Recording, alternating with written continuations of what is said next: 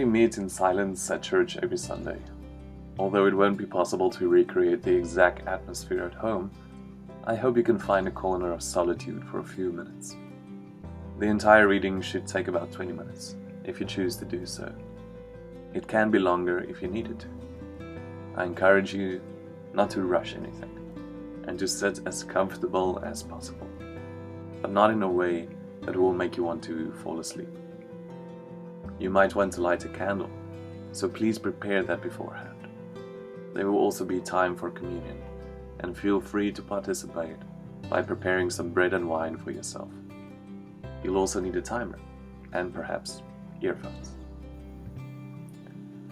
Other than that, I hope this helps in a time of need, and feel free to return to this message as often as you need. Grace and peace, Jakub.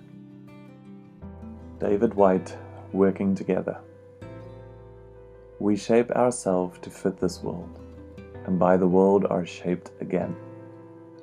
The visible and the invisible working together in common cause to produce the miraculous. I am thinking of the way the intangible, air past at speed round the shaped wing, easily holds our weight. So may we, in this life, trust to those elements we have yet to see or imagine, and look for the true shape of our own self by forming it well to the great intangibles about us.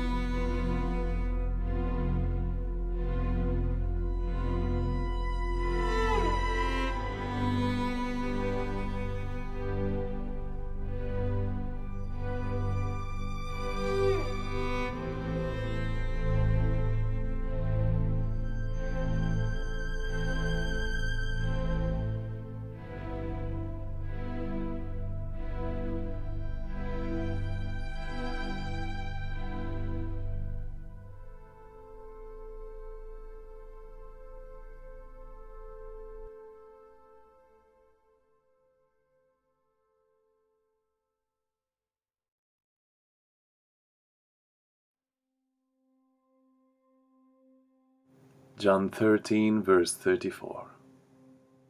A new command I give you. Love one another. As I have loved you, so you must love one another. Johannes 13, vers 34. Ek gee julle 'n nuwe gebod. Julle moet mekaar lief hê. Soos ek julle liefhet, moet julle mekaar ook lief hê. In a remarkable public discussion on race with Margaret Mead, James Baldwin affirmed, "We've got to be as clear-headed about human beings as possible, because we are still each other's only hope. It is in such troubled times as ours, amidst a global pandemic that has claimed many lives, that we most need to heed Baldwin's words." Though Baldwin's conversation with Mead happened in 1970, his statement is poignantly relevant to our present day. What he is talking about is a breach in mutuality and the desperate need for a bridge to cross the social ruptures of this moment. Despite the Church's vision of a beloved community, over the centuries Christianity has grown to center around private salvation and our own personal relationship with Christ. Christ has become an exercise in getting our needs met. We endeavor to connect with God while maintaining a polite distance from the lives of those that join us here every Sunday. But a true understanding of Christ's nature is not self-orientated. Christ's vision of the church has always been the image of one body. The Apostle Paul describes God's community to mutuality in this way. He comes alongside us when we go through hard times, and before you know it, He brings us alongside someone else who is going through hard times, so that we can be there for that person, just as God was there for us. God calls us into a mutuality of a loving relationship, what Jesus announces as the greatest commandment. Christians are instructed to love believers and unbelievers, friends and enemies, the near and dear, as well as the stranger. In the days after Christ's resurrection, a budding Christian community emerged. This community emphasized, from its inception, the importance of interrelatedness. As a church, they ate together and shared things in common. They worshipped and prayed together. They shared the Lord's Supper as a community. Christians embarked as a church on a mission of relational love. And today, we must consider if the nature of our lifestyle and our church's teaching still point to the same goal: the communion of saints, a shared life together as one family. While the formal church has struggled to create practical community, even in the middle of a pandemic, or perhaps maybe because of it, we see the emergence of new faith communities, many parachurch structures, if you will, that seek to return to this foundational definition of church. They may not look like obvious church per se, but they exemplify the kinds of actual community that Jesus, Paul, and early Christians envisioned. Despite the limitations of the pandemic, people are connecting through online support groups. Loved ones schedule time for one another over Zoom, and friends join together over socially distanced coffee. There is a renewed commitment to writing letters to one another, listening with careful attention as we talk over the phone, and we cherish the time that we spend together all the more. We are coming together, seeking creative ways of healing and whole-making. This invisible church is doing this just as much, if not more, than the visible. It's not perfect. Many of us would like to return to a pre-pandemic world, but imperfect communities can still be good. Perhaps they are more honest because they reveal the ways in which we continue to forge community despite the obstacles. Though the current state of the world can leave us feeling isolated and scared, we must remember who we can be to each other.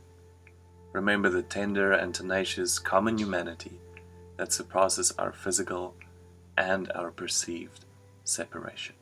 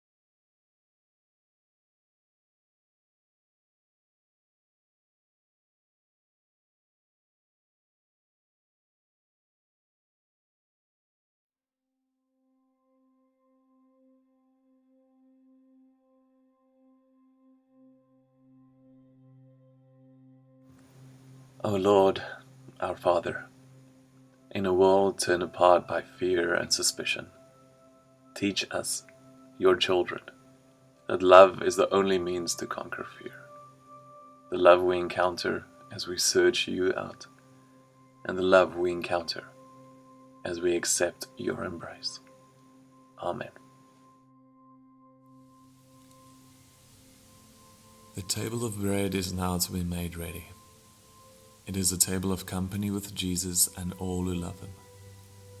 It is a table of sharing with the poor of the world with whom Jesus identified himself. And it is a table of communion with the earth, in which Christ became incarnate. So come to this table, you who have much faith, and you who would like to have more. You who have been here often, and you who have not been here for a long time. You who have tried to follow Jesus, and also you who have failed. Come, for it is Christ himself who invites us to meet him here tonight.